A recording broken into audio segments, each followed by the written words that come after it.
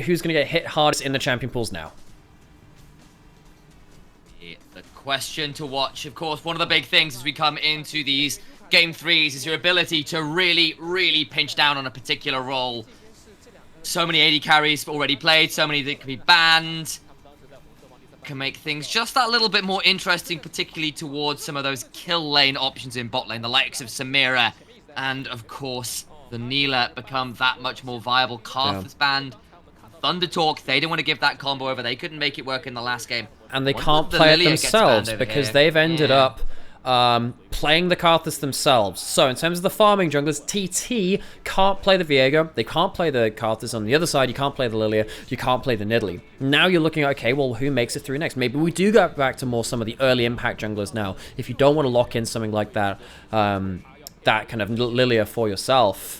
At this point, you can't first pick the Tristana, you can't pick up the Skarner, the Tristana or the Skarner. The Varus is still pretty good. It's been banned away from 1xN for the majority of the series. That could be picked up, but it can't be taken away by FPX, so why lock it in first when you can take away something that they could pick, which is the Nautilus?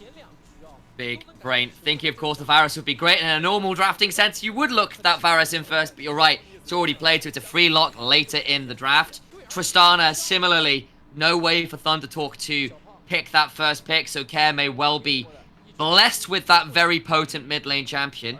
Let's see what Milky Way has available to them in the AP sense, of course. Can't play the Karthus, that's banned away. He's already played the Lilia. The Nidalee didn't work out. Ash is also on the table, though. And similarly to the Tristana, oh, sorry, similar to the Varus, you don't have to pick it now. You can lock it on through. You can wait. Exactly. Exactly. And now, because, well, they did ban away the Rumble themselves. And this is the thing. I'm surprised that FPX haven't angled towards a Ashe Rumble lane at some point in this series. They do end up blocking the Tristana in the first round either way after umming and ahhing. That Ashe will technically be a flex between AD carry and support. Doctam, it's actually one of his better champions.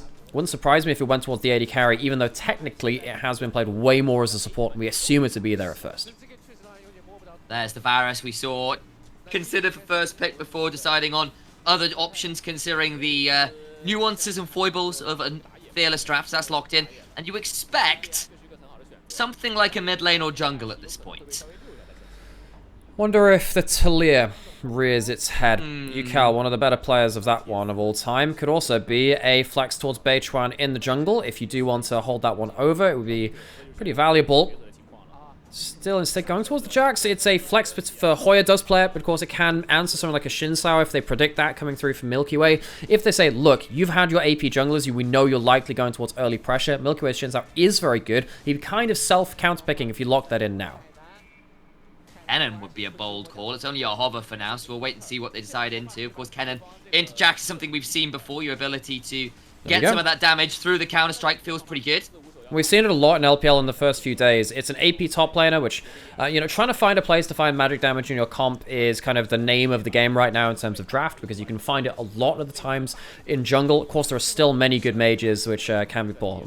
AP threats from mid lane, rather. Actually, a lot of the mages are kind of fallen off somewhat. But with the Rumble and the Cannon being very strong in topside still, they're very much an answer. It would be good into the Jax. Maybe you're looking to then put the Jax into the jungle for Beichuan, because you know that he's been... Hoya has been struggling in the individual matchup against, even though Shallow, who is not necessarily someone that we count as kind of like one of our elite top laners, Hoya needs to have value. You do not want to put him in a hard draft. You do not, and it looks like the ban's starting to focus in a bit. Chocho's had a lot of the engage options and he used up, but similarly for Life, the Leona could be pretty difficult with this combo, especially considering they also see that potential for Docdown to be the one piloting the Ashe. I wonder whether this becomes a Lilia ban here from the side of FPX to match up with the Nidalee. That they go towards the way. They do. Yukal, big player of that through in Spring, so it doesn't surprise me that one's been taken off the table in this last draft, especially since a lot of the AP junglers, of course, are just completely off the table now. There was the chance that you have to go back towards the magic damage from mid lane. I think stuff like Mariko and Sejuani raise in real big priority now that stuff like the Nidalee and a lot of the farming junglers are off the table. You can't necessarily just lock them out of the game early and hugely outvalue from the jungle through gold value alone. So watch out for those tank junglers. I have a feeling they might be coming. I wonder whether a Maokai might be really nice here to sync up with the Ashe, because face You checking mean the Maokai I into... just mentioned? Yes. yeah, and well, the exactly. Sejuani. Just in the, Yeah. Well, precisely, but in the sense that actually it's not the easiest to face check something like the Nautilus or the Varus or the Jack. So between the Hawk shots and other options like a sapling might be a good way of doing it. Instead, they go towards Life's Pike. Got banned in the last game. Feels like they got a bit more freedom to pick it up this time, even into the Nautilus. Does now mean you can start to take control of the vision control like you did in that game 2. Start to see some of the oppression Life can do from that position. This Taliyah we somewhat expected coming out in the first couple of round of picks. I'm surprised that it was left up that long, but they hover it over. They don't lock it in. I feel like you just lock this in. It makes things so much easier for them. Now, we did say where's the magic damage going to come out. Locking in that Graves means that you do really need to have the Jax in the top lane, which is a problem because the Jax goes into the cannon. That is a hard matchup, but maybe UCal can control the map on the Taliyah, push early and do something else with it. You do lose push sometimes through that Tristana, but it is a competitive matchup. Milky Way, last pick. What's the option? Can match the Graves pretty well. I feel like something with a little more early agency to sync up with the Pike might be more valuable. But where's the tank? I really feel like something like a Sejuani could have worked out well for them. They are seriously lacking big engage. I think that FPX, they are hinging on the fact that Milky Way is such a mechanical prodigy on the Lee Sin that he can skirmish his way into having value. I think any other team would be looking towards Maokai Sejuani to set up something for that cannon. But when you have the Pike and the Ashe, I guess you have a lot of pick CC, having a more point-and-click assassin from the jungle at that point. If you get the Q onto a stun target, they will very much evaporate. That's the name of the game from FPX. Once you hit that level 6 from that Ashe, look to see where the arrow is flying and if Lee Sin is on the same screen. I think eyes also then have to be on the vision control game. If you let Pike and Kennen get free vision control to start looking for those scary teleport flanks, those scary deep water, ghost water dive kind of roams, could get very difficult to manage. Wait and see how this final game plays out on the Rift. Two very different compositions again, but that's just the manner of Fearless drafting. Going to dig a little deeper into those pools, and we've got some slightly more unusual compositions to roll with. That's what we expect from Fearless. We haven't seen three games from majority of our series now, though, but very happy to see it here between these two. TT took a really good game off of FPX in game number 1. We are getting towards the point, though, where champion pools are starting to get pushed a little more. I am worried for this top lane matchup for TT. I think that Shallow on that cannon is set to do some disgusting things. However, UCal on the Trista, on the Taliyah, has some real inroads now to build themselves a yellow brick road towards that third game Nexus. Eyes on the Rift. It's our screens. The gyros begin rolling again. The FPX chants getting that little bit louder. You know their fan base is significant here in the LPL. Level 1 going in for the invade. Ashe getting towards that press the attack. Needs to be careful not to get isolated, though. Hook is down from Chocho, and that means a lot of their extra engage is down at level 1. He stay as a unit, but they might end up face-checking a lot of people here. Hoya gets pulled back, but he's still got a counter-strike rolling. That puts Life into death. Life goes down, burns the Ignite, and this could have been such a big moment for FPX. It felt like they got a good positioning for Dokdam to keep playing around. Strong level 1, press the attack, and the slows from the Ashe are very, very good. But it feels like FPX just completely put themselves into an outnumbered scenario. They walk into multiple people, and not gonna lie, Life kind of just pulls the counter-striking Jax onto multiple people. Felt like that was a mistake too. What's happening here, though? We might have a continuation of a lane swap. Chocho, to an extent, they spot Shallow going towards topside, and they're still trying to play around the level 1. Oh boy, he's got Flash and a Blast Cone to get towards. Whether he's going to use the Summoner, but will be forced back away. And it is a lane swap we're looking at. Yeah, we called out that lane swap just a little bit before that. Shallow who has to teleport to get towards top lane, but he's not going to get any wave 1 XP. Where's he going now? What's he going to do? Does he have to teleport towards top lane anyway? I think he'd like to save his teleport, because teleporting up there alone feels like a bit of a crap situation if you don't have the information on where everyone is. If you, if you look at the minimap right now, look at where their wards are. They just can't assume that Beichuan and Chocho are not going towards topside for a wave 3 dive, so he can't go towards top lane himself. He is actually safe to take the XP there, but he doesn't know it because they don't have the wards. This is the kind of game you'd love to watch back in Spectator with the Fog of War locked on. Now they have the Hawk Shot. It would allow Shalahu to get there successfully, but they didn't have that Hawk Shot before that level 2. They just couldn't call Shalahu to the play this time around, and instead he's going to be stuck around level 1 at this bot lane. Sad experience to be sure. Milky Way's coming in. Now, they don't have really anything useful from Shalahu. He can get himself a little bit of damage with that Lightning Rush. Milky Way, level 3, though, very strong. Chocho, level 1. What can they do? A red buff on Milky Way, so this will be a dive that could go very wrong yet. Get the hook. Life pulling himself away. Still not taking Tower Aggro until just now. They get the kill. They get out. They get out. Can they re-dive? Hoya still level 2. Does he get level 3? I don't think he can. Q lands. Flash. Gonna try and get that final kill. There's the Q to get it. Shalahu flashes away. Stays alive. Both dead. Oh my word, it's a circus act. Welcome to the juggling of the tower variety. No one dies in the dive, and that is exceptionally well played. You need to get good amounts of gold onto the Ash and the XP onto that. Shalahu finally does teleport topside. He's still level 1. They're teleporting him with Care now. Make it happen. He stays alive. Care is indeed here at level 4, and the tower shot means Page 1 needs to be just a little bit wary. Don't amount to too much. Milky Way will clear out the wave in mid lane and try and hold that for the Tristana. Life is actually here as well. He is, and this is the thing. Life gets himself those boots early. Life wants to be making a mess of things across the map as early as possible. Thing is, Shalahu still quite far behind in XP. He's finally got himself a free wave towards topside, which will help things a little bit more. One thing which TT have achieved in this early game, despite the fact that it was... Well, they were the ones actually that did do the lane swap, so it just replied to this. They've avoided the first couple of levels of Jax versus Kennen, which is very, very bad for the Jax on the whole. And it does feel like Kennen wins this matchup pretty nicely. It's not led to a huge XP advantage. Well, it will do it once this wave comes in, but hasn't led to like a game-breaking advantage, but it's something to allow Hoya into the game. But he immediately jumps forward, misses the counter-strike, takes a bad trade, so... Watch that, buddy.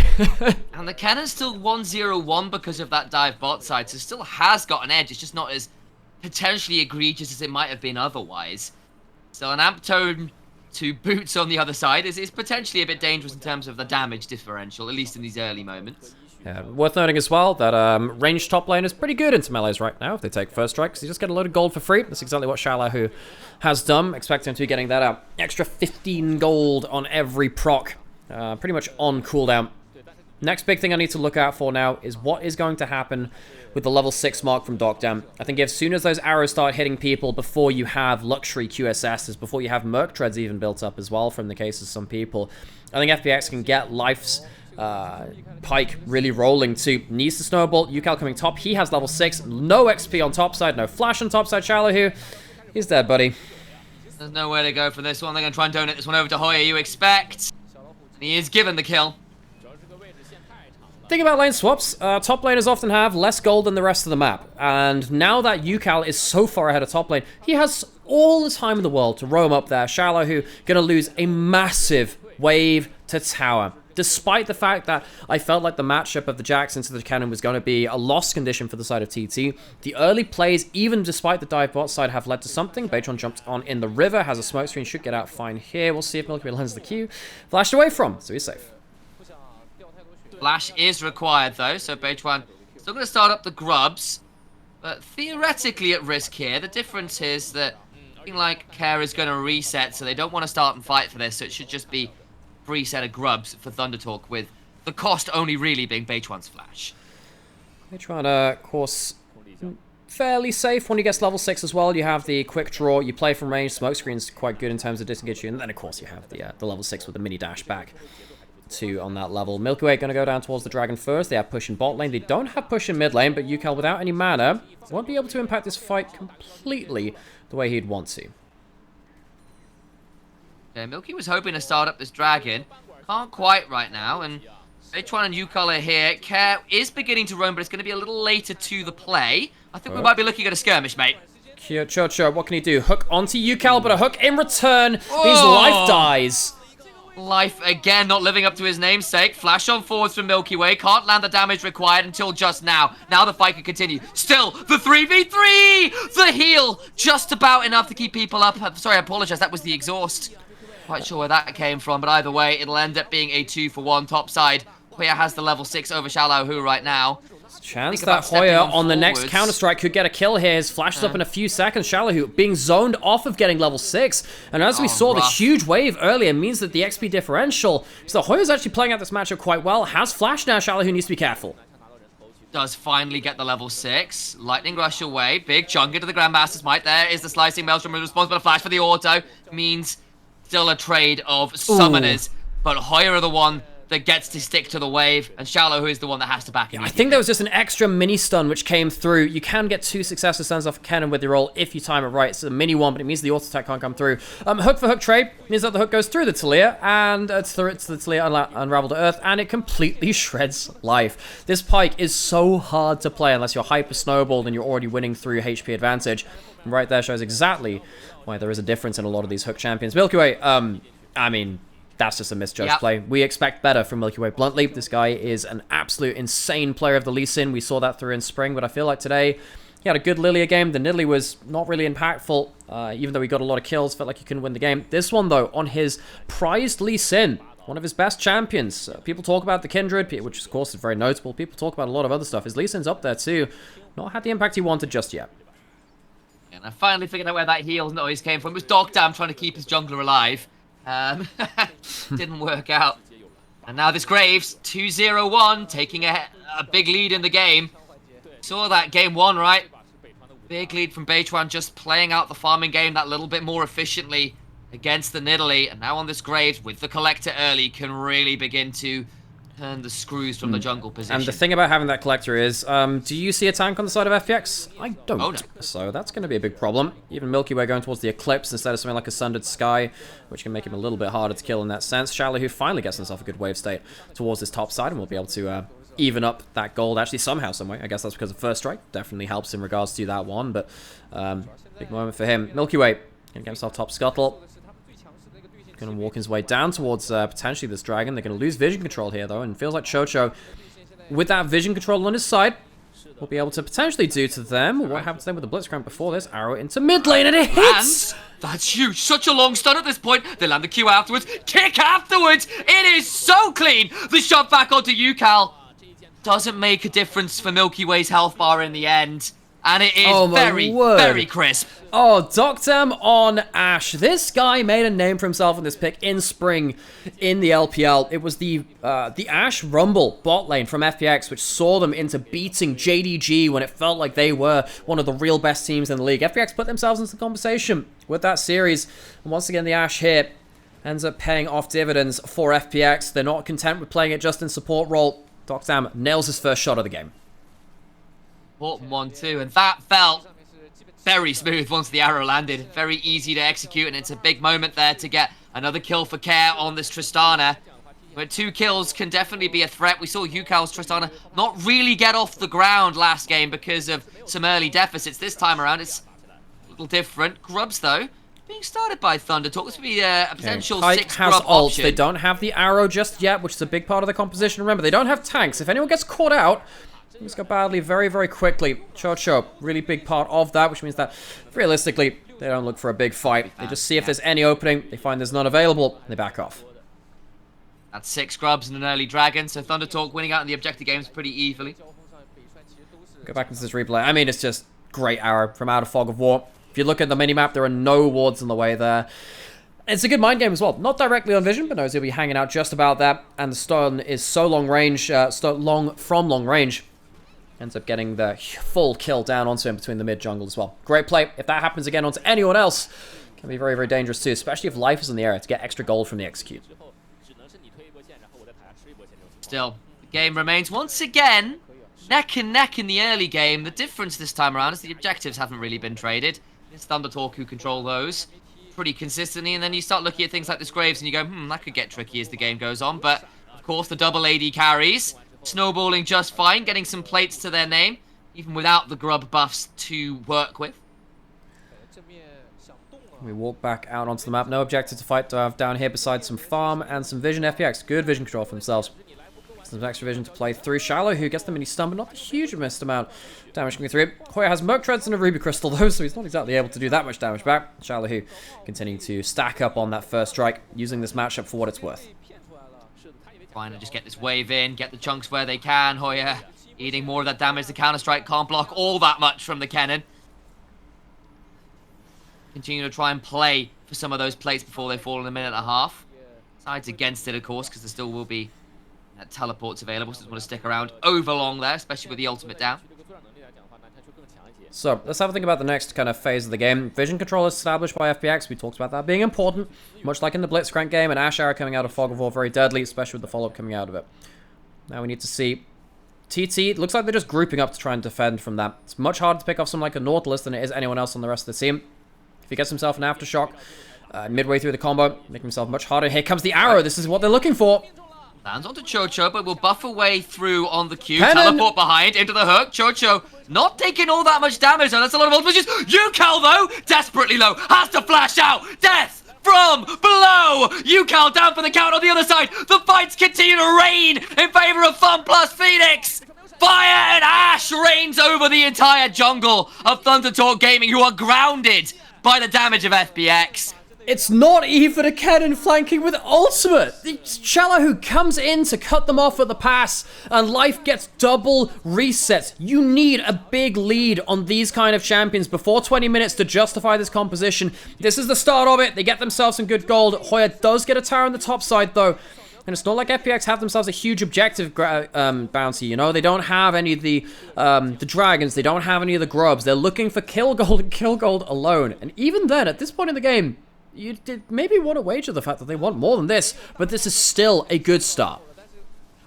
A lot of flashes blown from key members. Have a look at the replay, because Docdam again with pinpoint accuracy. But it's onto the wrong target. It's onto Chocho. This Nautilus, as we said, he can get himself out of nowhere with the hook. Getting damage onto Chocho, it's just not the same value. He gets to walk around, gets himself a hook in anyway. He buys time. I think they disrespect the teleport, because I think that, you know, the initial pick onto the Nautilus was not that great. Beitron, after this point, though, oh my word, gets at least some damage back. But FPX, at the end of the day, they split the fight so well that it doesn't end up mattering. That's a lot of Pike gold coming on through. Yes, they get the turret topside, but this mid lane looking a little bit dicey. A hook here could be difficult. It's onto Chocho. Not that much. The Phantom Undertow stuns him in place briefly, but he's still a pretty tanky boy at this point with the steel caps. I was about to say, much like the last game where it felt like Chocho could face check the Blitzcrank, but he was the only one that can do that. Similar kind of thing. The Nautilus pops on the shield, uses that Aftershock and from what it's worth, and just tries to face check for the rest of his team where possible. FPX needs to be a little careful that they don't throw too much into that Nautilus. They want to take fights away from him if possible. Hoya misses the stun again. He's done that a few times on screen. In danger now. Buster shot and a rocket jump available, and a level advantage to Care right now. He's very scary. Dragon up and available. This would be second for the side of Thunder Talk. It doesn't feel like FPX have been that interested in contesting the objectives right now. Instead, they're looking at a Herald so they can try and break the mid lane turret, which I think makes some sense considering the game state. I mentioned this a minute or two ago, actually, in regards to those objectives. They haven't been contesting. The arrow goes down. That was really... Oh, let's see if Care can jump forward. He can, but there's a smoke screen waiting for him. He needs to be careful here. Oh, the damage is pretty good. Jumps over the head. Still got a Buster Shot available. And it is nicely done in the end. Doc's down. What is he now? 3 for 3 on terms of arrows. Shallow, who caught out around the corner by Yukal, but goes right on top of him. Takes a lot of damage back. Yukal throws the seismic shove out and gets a flash out of Shallow, who... Here comes Hoya. Hoya has flash. He has ult. And Shallow, who has none himself. He'll go down. Oh, boy. And FPX can't finish up the Herald. They're too slow on it. Shallow, who loses the ultimate and ends up paying for it. Now Milky gets over. What? Takes the Herald. Somehow, some way. Can he pick up the eye as well? He does. He flashes, he ults, he gets the smite for the Herald. You have to ask whether it was worth it, but I suppose the denial of the Herald away from TT is important in itself, and if they can use it to break open mid lane turret, which in that kind of HP, it can. You know what? I'm willing to call worth for that if they break up a mid lane turret. I think it's worth the life of one jungler. Didn't even have a shutdown at that point, so it's looks a bit awkward, but hey, we take those. It does finally get FPX an objective on the board, and it does get them the ability to attack that mid lane turret, which is very valuable theoretically, as you said. But like picture this on the other side of it, right? If you'd given over the Herald with 6 grub buffs, That could have been absolute disaster. I think it's quite telling that they have to do that. This team should not be giving up free kills like that, and they should really be ahead a lot more in terms of gold. But still, it's the play they had to make in the moment. They get away with it, I think it's fair to say. The gold lead's still there for FPX. The objective lead, as we've kind of noted a couple times, more towards T2. Well, the thing is that the gold lead is there. But realistically, does it matter for these champions in the state of the game? Now, it does for a moment. I think that particularly having huge advantage onto Kerr's Tristana. Big thing. I think that Kerr has had a great series comparative. Well, once you put into context, he's against UCal, who we rate very, very highly. They really need to make sure that... hang on, Hoya. He's been caught out here by Kerr. That gold advantage coming straight down towards bot side. And they thought they had the flank, it was not. Now Hoya in a dangerous position. The arrow finally goes wide. Hoya forced to flash, but there's a bone skewer waiting for him. The death from below goes wide and will be put on cooldown. Yeah, he's not got the right timing for it. Hoya dies too quickly. So you can't get the reset on it, sadly for him, nor can you get the cash in. Q lands, hook misses. Can they find something during that hook cooldown? Not quite just yet. That's friend. I guess that's okay for now. Maybe you forgot that he had that one. Maybe he was trying to put out a ward or something in that brush, but goes forward all the same. Blocks a little bit for a Nautilus, I guess. With Hoya being dead, they can't defend this turret. And as we said, the death for the Herald will lead to that mid lane outer turret. Chocho ends up taking another Q as well. FPX, it's been a bit unorthodox, but I'm not going to say it hasn't been effective. Shallow, who goes back towards the side lane as well. So it feels like FPX are kind of improvising their way through to this mid game. That's probably fair to say. They get that turret, which could be very instrumental. We saw how powerful it was last game for the likes of Life once they got rid of that mid lane tier 1. Nowhere to hide from that Blitzcrank at that point. And of course, when you're pairing up Docdam's, what is he, 3-in-1 right now on the arrows, plus Life on the pike, plus the ability for the flanks from the Kennen, the ability for Milky Way to jump on someone. There's not a lot of people that are happy tanking up a big pick combo from FPX on the side of TT. Absolutely not. I mean, it is basically Chocho. Chocho's the one person like, yes, let's try not to hit him with stuff he's going to be too tanky, because it means that the time to kill him just takes too long, basically. If he pops the W before the stun comes through, very hard to finish off that Nautilus. He turns things around with a flash ult. Means that your combo can go awry very, very quickly. Let's talk about some of these other items as well. Docdam has gone for the Kraken Slate into the Phantom Dancer. Huge amounts of movement speed with this build. If Docdam is heading towards targets that he's arrowed or he's got auto attacks on, very hard to run away from him at this point. So Docdam in a very good position to clear up team fights. What that means is you really need Chocho or Hoya making sure that Docdam can't just team fight for free. He has so many items, he is going to blast this Jax. Oh, Hoya just can't get close enough. The bomb's about to pop. There's Milky Way. Gets a slow with the cripple. Crescent Strike available. Hoya's going to try and get towards some of these winning ways best they can. They're trying to deliver the kill over to Kerr, who gets kicked away and donated over to Kerr. That's a 5th kill for this Tristana. This Tristana is going to be blasting heads off of their shoulders. Feels like TT, not for the first time, not having the best understanding of how to play the side lanes versus FPX in high-pressure scenarios. Has happened a couple of times for them. Kerr walking away with even more items. The Flicker Blades, we talked about that item earlier in the day. Gives you a lot of attack speed. Gives you great ability to keep racking through extra jumps and bombs. If you get auto attack, Chocho is hit by the hook. But again, he's the one person who can be afforded to do that. Dragon is up. FX would love to stop Soul Point. Time to hold their nerves. Would be Soul Point, as you said. They can teleport back in. Where's Shallow who gonna go? Where's Shallow who gonna go? He's off of vision right now, has flash, has ult. Hoya is also on the flank, but he's not that strong. Shallow doing the best. Got a flash available from Shallow. Life goes over the wall. Arrow lands onto Beichuan. Taken pretty low. Chocho gets a hook, though. Onto Kerr, who has to flash away. Hoya gets into the pit. Down to 3,000 HP. Shallow. Life for Shallow. They can make something happen here. Dragon secured. Q helps with that one. Chocho low. Shallow gets a monster combo with the assistant of a buster shot to send them all flying through the inclement weather. It's a category 5 disaster. Hoya desperately trying to run away, but a counter-strike is just the wrong game, mate. There's no heads to click on, and they all die. Even with the exhaust, that ult was just too well positioned and too well set up for by FPX. Docdam, another critical arrow landing to stop TT from positioning the way they wanted to around that dragon. And I think, honestly, the story of this game has been about Hoya and Shallow, who having such different divisive impacts in these team fights. Hoya went on the flank, Hoya couldn't get it done. Shallow, who goes on the flank, arguably just ends the game with the rest of his team in coordination. That's going to lead to a Baron. It's going to lead to a huge crush in this game. The hook lands at the start, but there's no combo on top of it. It's not into the minefield. Maybe that would have been different if Care could have hit that.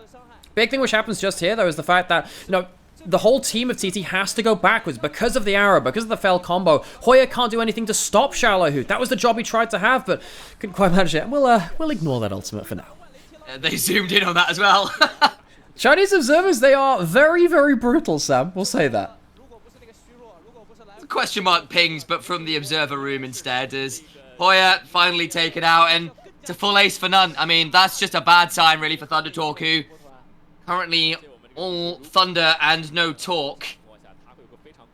Perhaps the other way around really is the better way of phrasing that for Impact. But yeah, the all point, I talk think, thunder. stands. We can talk about that one now. We did say FPX, they needed a lot of gold. They needed to snowball. They have that gold now. And then it's post 20 minutes. That's where the game gets hard to play from them. If they're even, they're not even now. And they have themselves big vision control. They're pushing in lanes. They have the next arrow off of cooldown. It's going to be very difficult to deal with that. The only people with tenacity is the Jax. And Chocho, I think at this point, even he dies in the duration of the arrow at this point because of the damage that's come through, especially with the Lord Dominic's regards being built up from Cap. TT, very hard for them to reclaim territory, but this might just help if they catch Cap. He's dead. 1,000 gold shutdown over to the Jax. Oh my gosh, that is a misstep from Cap. This is the point of the game where FPX should be so clinically playing this game. They had the vision control. They got all the combos they need, but Care out of position, huge shutdown. Big mistake at a big moment. That shuts down a lot of their Baron potential. Could have been a big moment, but a little bit sloppy on the recalls. Leaves Care out to dry, and it's a good pick. Yukal finding an angle finally on this Talia, who he is so well known for, but has had, honestly, a pretty lackluster last two games. The Tristana, the Talia, two champions, he is pretty iconic on, just not really finding the impact required. Finally find something, but it's going to be enough considering the 8,000 odd gold deficit.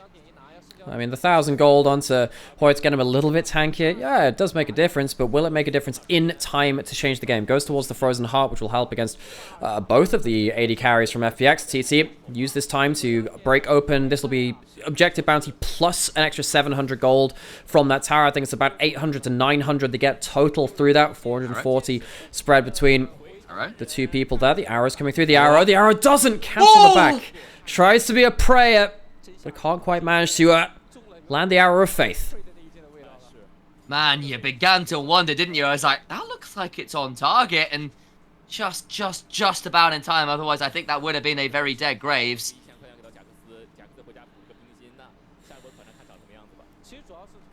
Time to take a breath.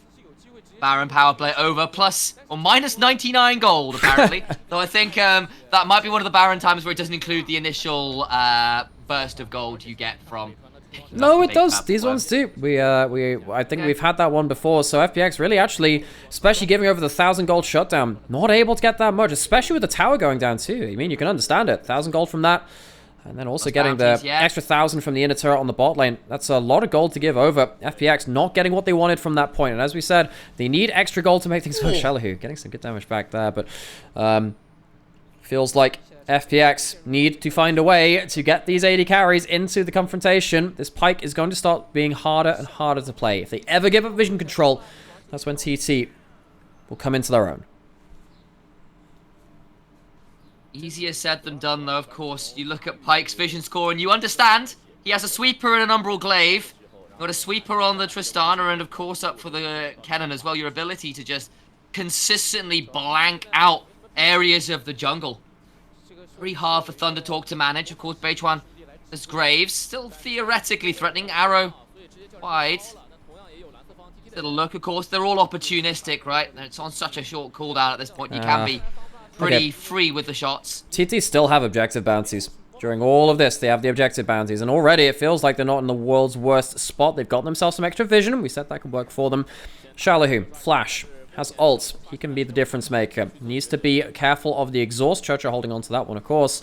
TT, though, managing to claim some areas of the map for themselves. He might give up a dragon. I think they're okay with that, though, as long as they can just keep up some vision control and stop FPX playing this combo out the way that they showed they can before.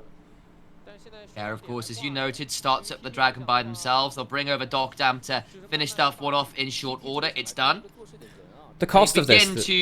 Yeah, like, the cost of this is effectively TT know they're giving up the dragon, but the most important thing they can do is get a pocket of vision. Stop FPX playing around the fog of war with the hooks and the arrow. So, while it looks a little strange that why are they not going towards the dragon, it felt like they were in a good position, is because they want to sit on their own wards. Yeah, and they can't sit in a blank space. It's such a difficult place to be. The hawk shot does some work. They'll get towards this tier 2 top side, and that will claim another objective bounty in that gold lead that was very significant. Right. Now, it's done about 5,000, which is big, but not the monstrous difference it was 2-3 minutes ago. Okay, the arrow doesn't manage to stop the backs again. You can see that TT, they wanted to channel the recalls because Care was on that bot side. If there had been a good enough arrow, the chances are that Care could actually, with this huge gold lead, again, it's been reduced a little bit, could have gone for an all-in towards that bot side turret. Remember, 6 grubs coming in from TT, helping to make these decisions too. They take down these towers so much more quickly than they would do without them. Both those inner turrets going over quicker than FPX could defend them because of that. Baron coming up in 10 seconds. It's slowed down a bit because TT have stopped FPX from just playing their game. Now, they have lost some of that vision control again, though, and this becomes dangerous. Be a touch careful, but with the Ghost Water dive, still quite difficult to manage. Down to Bone Skewer into the Phantom Undertow. Being obnoxious. Yeah. Big thing about Hoya's build now at this point. He's gone for the Frozen Harp. Looks like he's going towards maybe Sterix after that too. He's just said, look, I just got to be tanky. Chojo's the only one who can face tank a lot of the skill shots right now. If I can also do that, it means that the, you know, double 80 carries of the Graves and then the Varus, and then also Yucal can do some big work. Infinity Edge built up for Beichuan. This Graves is going to do hell of a lot of damage with his auto attacks, but they've lost that vision control. The Baron going down. TT, they need to face check this. They don't want to give over another Baron, though. Go down pretty fast. The Hawkshot doesn't spot people. Thundertalk now beginning to move on over. Life finally spotted, but they just don't know. It's surely about to go down. Shallow who? Can he teleport behind them during this? No. That's going to be the Baron gone. No fight happening, though. Shallow who doesn't want to pull the trigger there. Baron taken by FPX, and they're going to hope to get a positive Baron power play this time. This one wasn't the cleanest thing of all time, and Care giving her that shutdown helped Thundertalk stall just that little bit. So, TT, we saw them do a really good moment of play where they gave up the dragon, but they got a area of the map, they got the inner turret. That's great, but they couldn't keep the wards alive long enough to then also stay on top side for the Baron. I think they're aware that they're still down in the damage race, particularly with Infinity Edge built onto both the 80 carries now from FPX. That's, that shit's gonna hurt. So, Dragon spawning in 2.5 minutes. Baron buff up for the same amount of time. That would not be sold for either of the teams. They're only on 2 each. TT, once again, trying to play around their own wards, but the Hawkshot's making it hard for them to sit in their own fog of war. I think it's between that and the ability for Life to just go invisible and play Secret Agent behind enemy lines. Staying off of the FPX vision and on your own is just proving so difficult this game. Yeah, FPX, credit to them for using Doc Dam's Ash for the arrows out of Fog of War. The Hawkshots have been very high value too. They're not really getting the clean picks now though, TT. I mean, they've been using the Nautilus to make sure the arrows aren't easy. They have a spell shield as well onto Varus now. Chocho is going to get hit by the arrow. Does he die? I think he does now. Oh, he does. He's gone. That's a huge amount of damage. And there's the paradigm shift. You have too much damage for Choto to face check. The ults are down now, at least just one of them. I don't think they want to be engaging into Gareth. Whoa. Oh.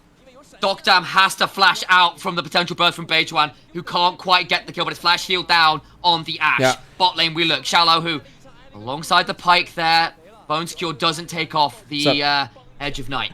So I flubbed my words at the last bit. There's no Garen in this game. They don't want to go into the cannon. The cannon's the one which is going to be really hurting them if they overengage. Because also the big thing is their exhaust was dead. If Chocho dies, they can't exhaust the cannon ultimate, which is kind of what's keeping TT alive in some of these situations. Because Shallow, who doesn't want to go straight into that damage reduction. So what happens here? Chocho's been face tanking really well for the grand majority of this game. CC into CC, 80 carries with huge items. Now Chocho is not the same face checker as he was before. So quick to die. At least in this point, Graves showing with that Infinity Edge himself and coming out of that Fog of War can get huge amount of damage at the right moments. Doesn't quite manage to get enough with his flash though. Now no flash on the Graves. Can he do that again? Chocho coming forwards. Arrow lands onto Yucal, Milky Way away, dies though. Hoya gets that one, alongside, of course, that Graves. Life and Shallow on a flank, but currently, it's a 3v4! The wall maybe onto Hoya. Got it forward. Gets the Bones Cure into the death from below. That evens up the kill score. But look at the fight under the tier 1. What is happening? FPX is split and TT Life just needs to stay as kill a the death wave. ball. Life is trying to save the wave because he knows there are 6 grubs on the side of TT.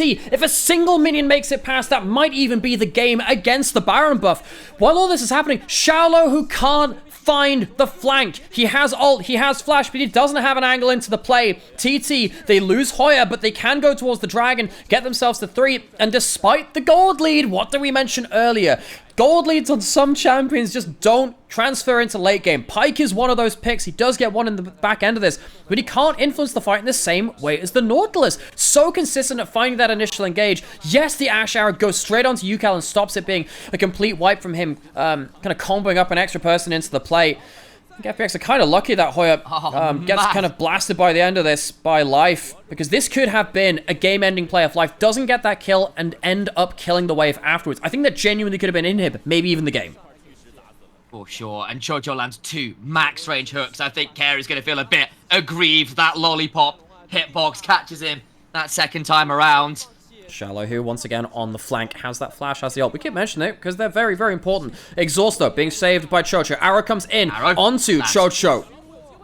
Bones cure afterwards, and that's going to be Chocho surely dead again. There's nowhere to go. The exhaust is gone! The exhaust is gone! And that means they can go in! Onto you, Cal! To lay it down. No more rocks to throw aside from a gravestone on a 6-foot deep hole in the dirt. Hoya tries to find a way on out with a leap strike, but again, it's just following their mid laner into the grave. It's been a late game scenario. 1xN flashing away. I don't think the bomb will kill him just yet. No, it won't. FPX though, with 3 members dead on the other side, trying to protect this last minion. Now they can go towards the enemy base. Can they end it off of a single minion? They're stopping the backs. Life is once again proving so obnoxious. That single cannon minion doing so much work. Finds him! Gets another kill. That's delaying the backs. Finally, they've got that cannon minion. It just doesn't matter. FPX find the picks. End the game in the most bizarre of circumstances. Such a huge shout out to Docdam on the Ashe. Felt like every big play this game was through the Ashe, picking off a member in the right timing. Docdam's been under fire for a lot of what's happened in spring. He had very up and down performances, but this Ashe in this game showcased exactly why it was banned away from him the majority of this year so far. However, on paper, you look at the 2-1, you think, okay, FPX, they were coming in as favorites. If you look back to the games, though, I think Thunder Talk have to walk away from this still feeling pretty buoyed by some of their performances. I feel like they absolutely could have taken this series. I think that Game 3 was in flux for large amounts of it. And TT, they'll be sad that they couldn't finish it off at the end of the day, but they still gave FPX a run for their money. I have to call out again, though. How many times do we say that about TT in spring? How many 1-2 series did they have? True. How many close times did they, get so close to the line but not get over it? In the end, you've still got to get those series wins, and FPX